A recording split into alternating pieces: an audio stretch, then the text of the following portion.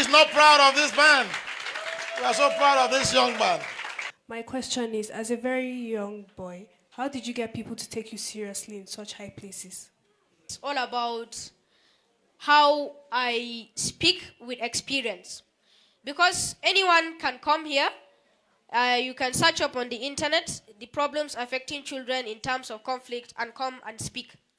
But there is something about speaking from a unique point of view, speaking from experience.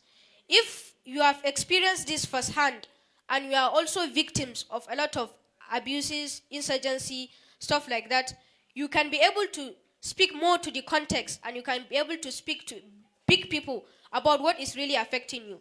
Because in times when I speak in events, mostly the leaders, they hear what they have not heard before. They heard it from a more personal point of view. Like I contextualize what I always say.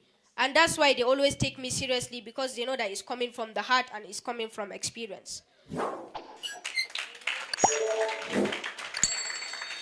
Through the course of today's event, a lot of our past speakers has been speaking about leadership.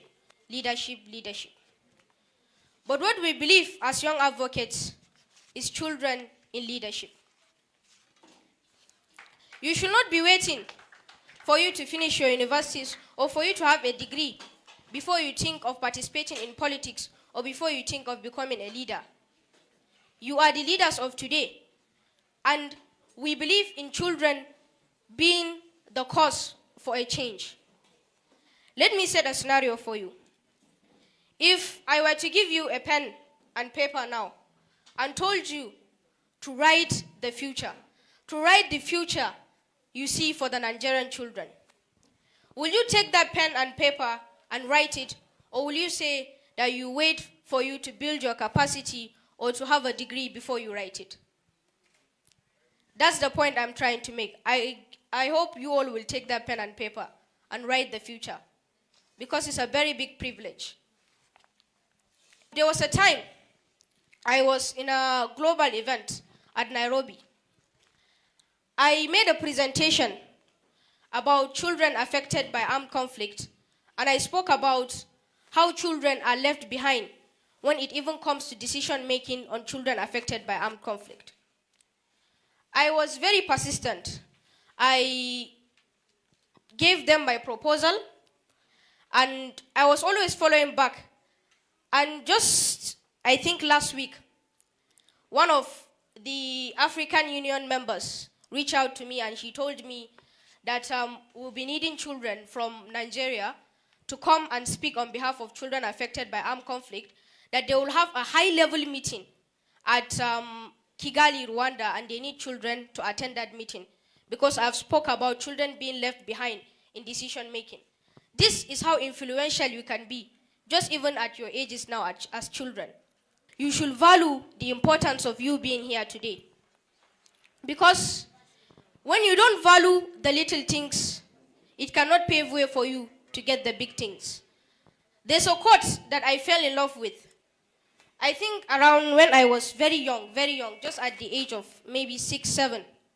There was this quote that I still remember till today.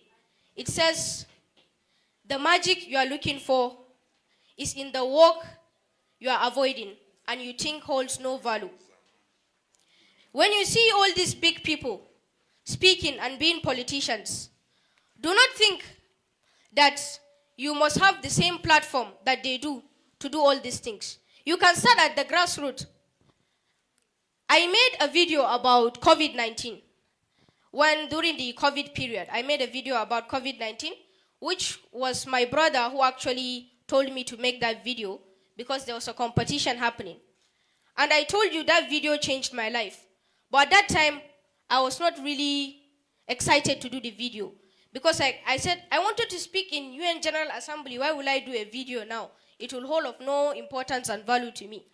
But when I did that video, I got recognized by a lot of international organizations, and that's the reason why I'm here today.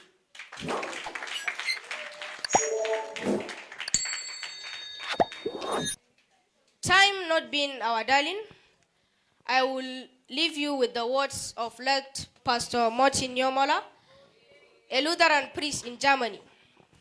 He said, they came for the socialists, and there was no one to speak for me. They came for the trade unionists. I did not speak because I was not a trade unionist. But they came for me, and there was no one to speak for me. The motivation behind this quote is that we should all stand for one another, and let's stand for the Nigerian children, let's stand for the children of Africa, and let's stand for the children of the world. Thank you very much. Can you please rise up and give him a very wonderful round of applause?